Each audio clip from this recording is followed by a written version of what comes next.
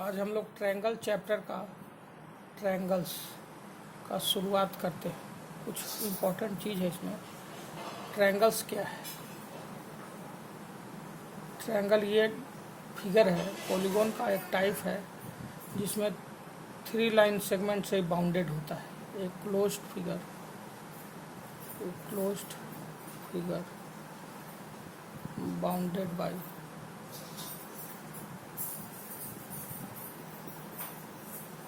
3 line segment. 3 line segment से bound होता है। It has 3 vertices, 3 angles and 3 sides. 3 sides। अब एक चीज़ ध्यान दीजिएगा, ट्रायंगल्स जब चैप्टर पढ़ेंगे तो इसमें सबसे पहला जो चीज़ है वो है कॉन्ग्रुएंट फिगर। 9 में भी हम लोग पढ़े थे। कॉन्ग्रुएंट फिगर के बारे में जानेंगे। कॉन्ग्रुएंट फिगर है क्या? तो कहता है कि two figures are said to be congruent if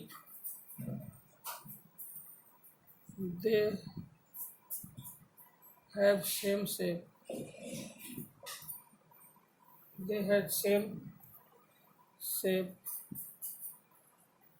if they have same shape and size, यानी शेप भी सेम है और साइज भी सेम है, उसको हम लोग कॉन्ग्रुएंट फिगर्स कहते हैं। जैसे एग्जांपल के लिए पेजेज ऑफ नोटबुक और फिर दूसरा एग्जांपल दे सकते हो पैकेट ऑफ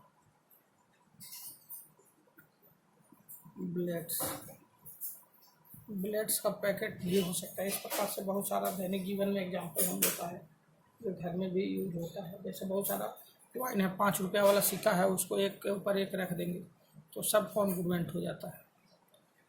उसी प्रकार से सिमिलर फिगर है। सिमिलर फिगर क्या है? बेसिक चीज़ है, हम लोग 9 में पढ़े हैं। सिमिलर फिगर क्या है बेटा? तो कहता है कि two figures are said to be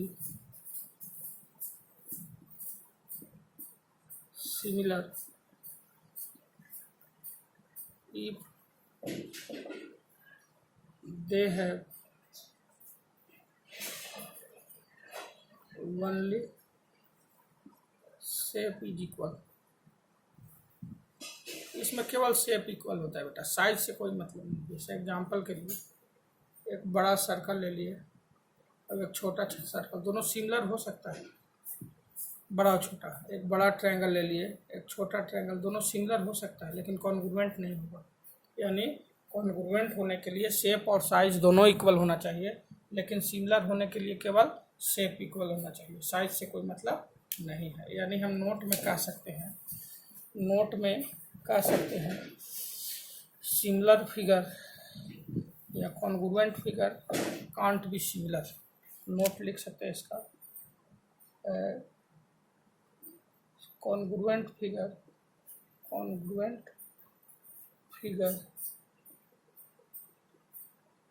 can be similar but similar figure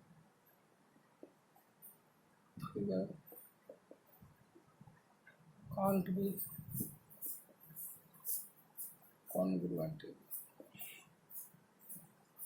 पूछता है कि what is difference between congruent figure and similar figure. तो आंसर देना है congruent figure can be similar, यानी कॉन्ग्रुएंट फिगर जो है वो सिमिलर हो सकता है लेकिन सिमिलर फिगर कॉन्ग्रुएंट नहीं हो सकता। जैसे ये दोनों ट्रायंगल है एग्जांपल के लिए, इसका शेप और साइज मान लीजिए दोनों इक्वल है, कौन साइड कर जा रहा है?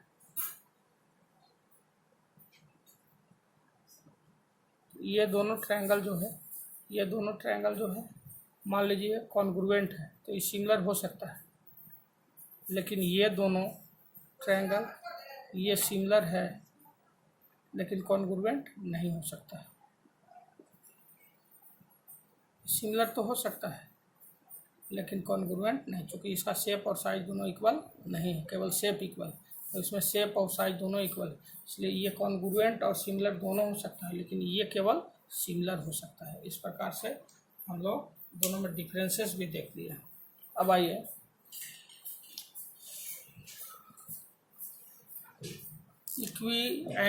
पहले कॉन्ग्रुएंट पॉलीगॉन्स देखेंगे क्या है, बहुत इम्पोर्टेंट है ये कॉन्ग्रुएंट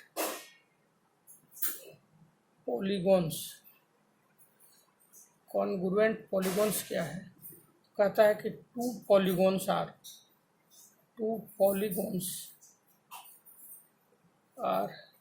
said to be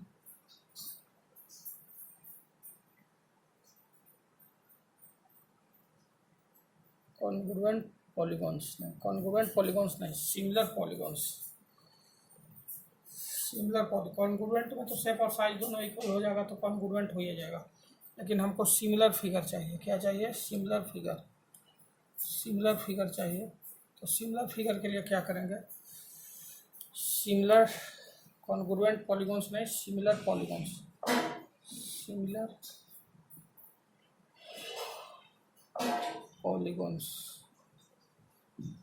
कहता है कि two polygons are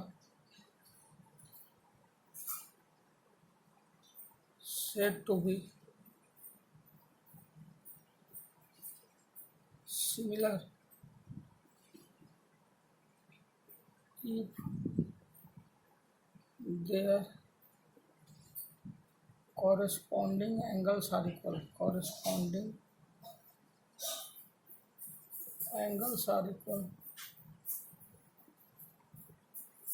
and corresponding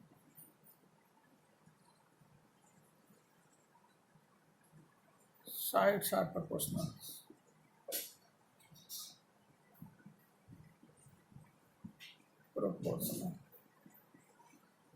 corresponding angles equal है, कॉरेस्पॉन्डिंग साइड प्रोपोर्शनल होता है। जैसे मान लो कि ये स्क्वायर है, ये ABC एक स्क्वायर है, एक स्क्वायर है मान लीजिए EFG GH। देखिए सबका एंगल इक्वल है, कॉरेस्पॉन्डिंग एंगल भी इक्वल है, कॉरेस्पॉन्डिंग साइड प्रोपोर्शनल है, यानी एंगल A बराबर एंगल E, एंगल B बराबर एंगल A, एंगल C बराबर angle G and angle D बराबर एंगल H, और AB बटा EF is equal to BC बटा FG is equal to CD बटा HG is equal to AD बटा EH। इसको कहते हैं बेटा, ये जो प्रोपोर्शनलिटी है इसको दो नाम से जानते हैं। इसको representative fraction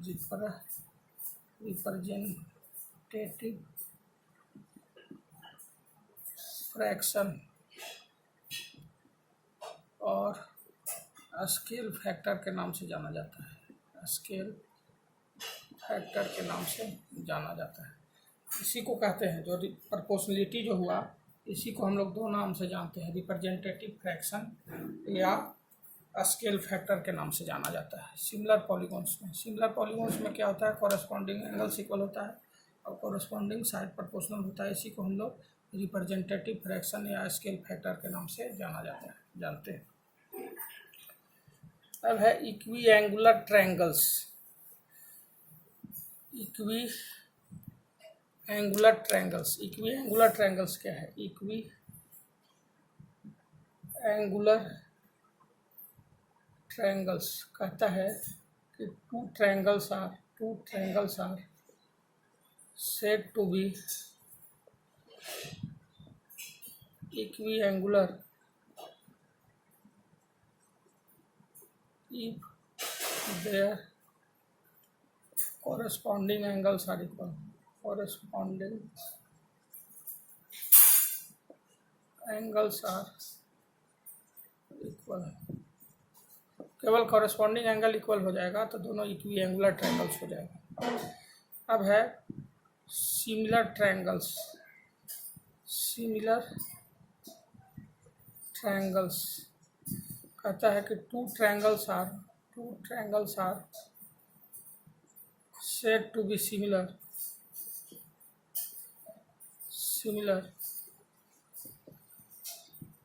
if their corresponding angles are equal and corresponding sides are proportional।